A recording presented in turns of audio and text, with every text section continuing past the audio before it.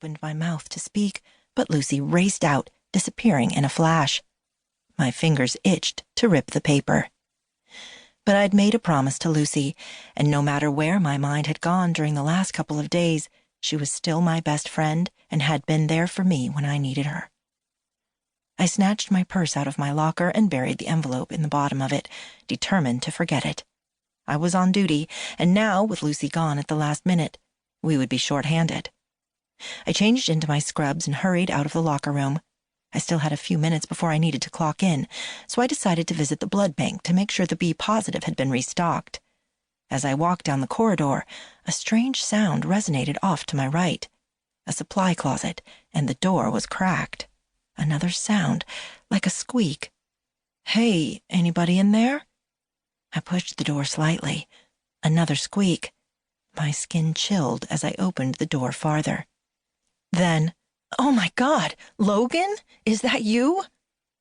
I removed the black blindfold. Yes, it was Logan, sans his tortoiseshell glasses and still in his green scrubs. His hair was greasy and matted down, and he struggled against the ropes binding him and the duct tape over his lips. The skin around both of his eyes was a mass of purple and yellow bruising. The yellow meant he was healing. He'd been beaten days ago, maybe as much as a week. When had he disappeared?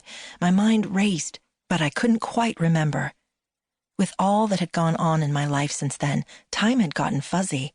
Days had morphed into weeks. "Are you okay?" I fingered his cheeks gently. "I'm so sorry. Who did this to you?" He mumbled. "Oh yeah, let me get that." I knelt down and ripped the tape from his mouth. "Ow!" "Sorry. You know as well as I do that it's better to rip off a bandage."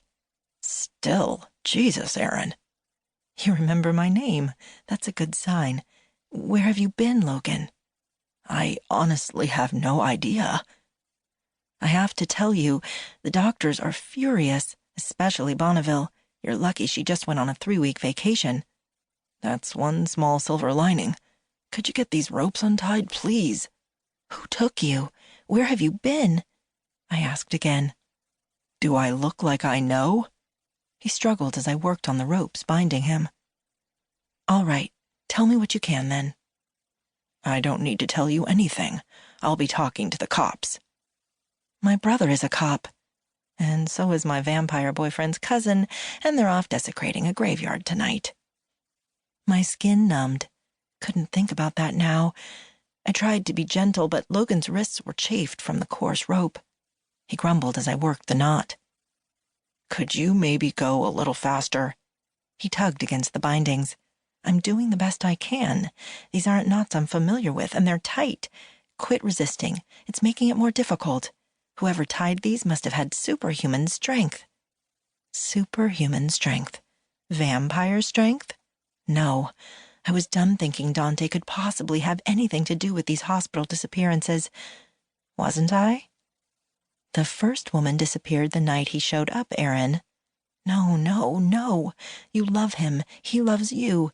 You're bonded. He had nothing to do with any of this."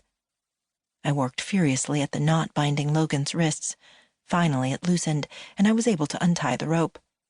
Logan rubbed at his wrists. They were red, but no skin had been broken that I could see. "My feet, please," he said. "Yeah, of course, though you might be a little nicer about it." I began again on an equally secure knot. "Can you tell me anything? Do you remember anything? What about the girl who disappeared with you, the one who had open heart surgery?" "She disappeared too?" "Yeah. We all just assumed you disappeared around the same time. The cops are on it. Someone reported you missing just recently." "Who?" "The cops wouldn't tell us. Said whoever it was wanted to remain anonymous. Don't you know who it might have been?" "How would I know? I don't have any family here in New Orleans. I'm an only child, and my parents are both gone. There's no one I keep in contact with on a regular basis. The only people who see me regularly are the hospital staff. Didn't someone here report it?" "Well, no. We all just figured you had a good reason for being gone." "Let me get this straight. I've been gone for... How long have I been gone anyway? And no one fucking reported it? No one fucking cared?"